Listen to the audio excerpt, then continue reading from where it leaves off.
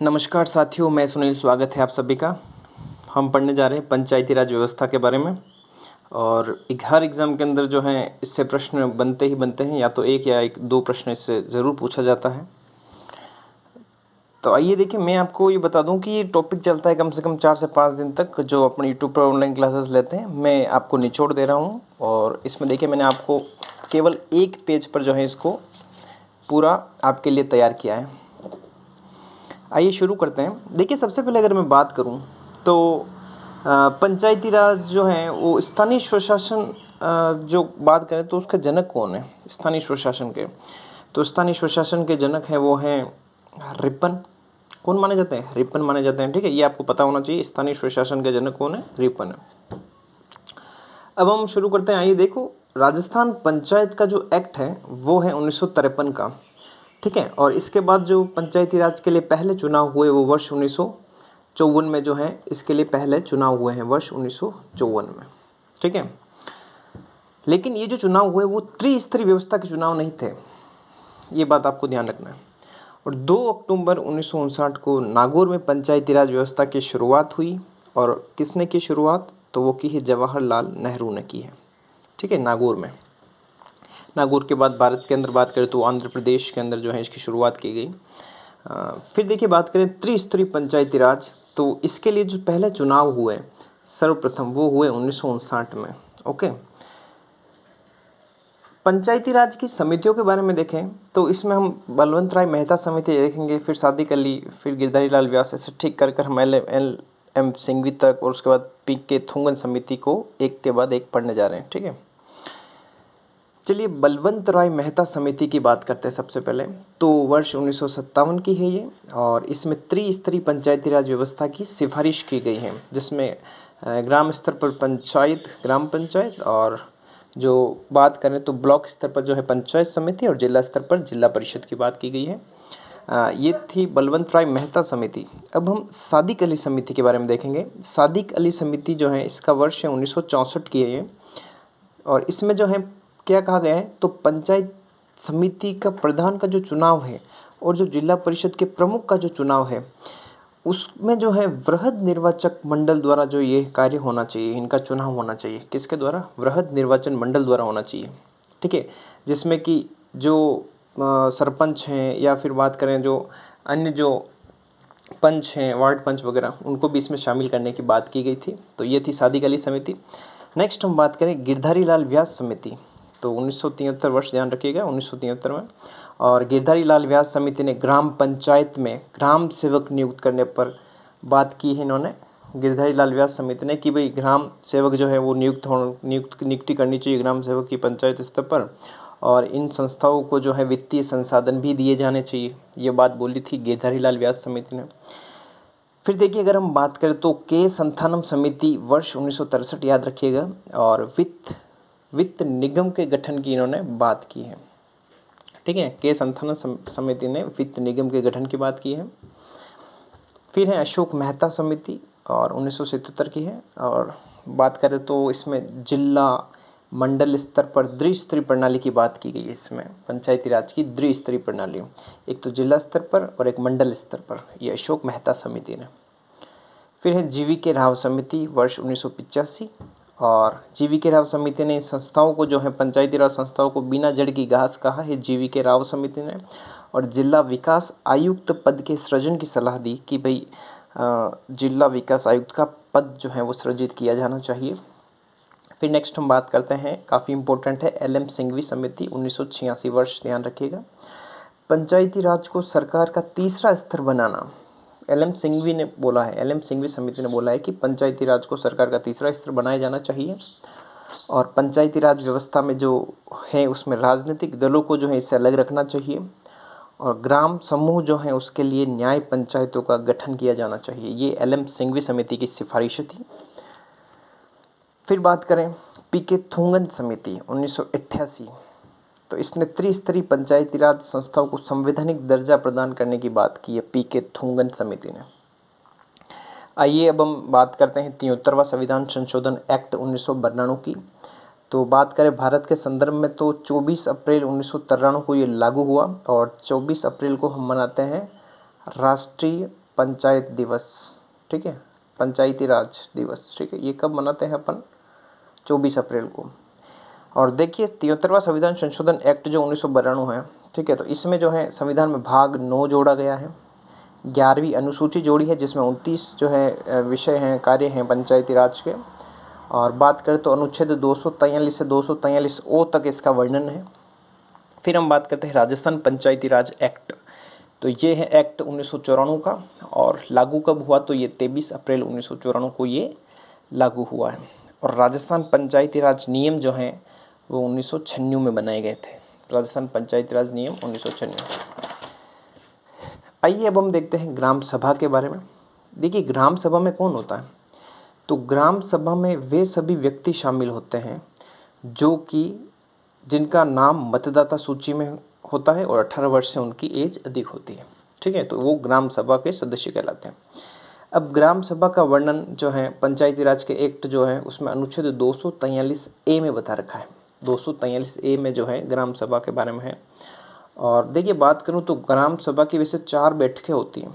आगे हम देखेंगे कब कब होती है, किस किस दिन 4 बैठक होती है, आपको ध्यान रखना है। लेकिन अनिवार्य रूप से 2 बैठक तो हर साल जो है प्रतिवर्ष करनी अनिवार्य है ग्राम सभा को। फिर बात करते हैं पंचायती राज में आरक्षण की। तो 1/3 स्थान महिलाओं को जो है आरक्षण की बात की गई है 1/3 स्तर पर। अनुच्छेद 243 डी जो है आरक्षण के बारे में बात करता है। फिर बात करें चुनाव की, तो चुनाव की बात करें तो अनुच्छेद 243 सी जो है वो चुनाव से संबंधित है। फिर बात करें अगर अवधि की, तो जो कार्यकाल है उसके बारे में, तो वो है 243 ई के अंदर है, ई के अंदर होगा। फिर देखो पंचायती राज को जो शक्तियां और जो प्राधिकार हैं वो अनुच्छेद 243 जी में है। इनको शक्तियां जो इनको प्राधिकार हैं वो इसमें ही बता रखा है कि विधानमंडल जो है वो क्या कर सकता है, पंचायती राज को शक्तियां प्रदान कर सकता है। ऐसे काफ़ी सारी शक्तियां हैं जैसे कि टैक्स जो लगा सकती हैं, पंचायत समिति, पंचायत, ग्राम पंचायत वगैरह, ये जो पंचायती राज स्तर के है ना, ये किसके कहने पर? तो विधानमंडल के कहने पर, ठीक है। विधानमंडल अगर ये पारित कर दें ऐसा कोई विधेयक कि आप टैक्स कलेक्ट कर सकते हो, तो जो है ये पंचायती राज संस्थाएं टैक्स कलेक्ट कर सकती है।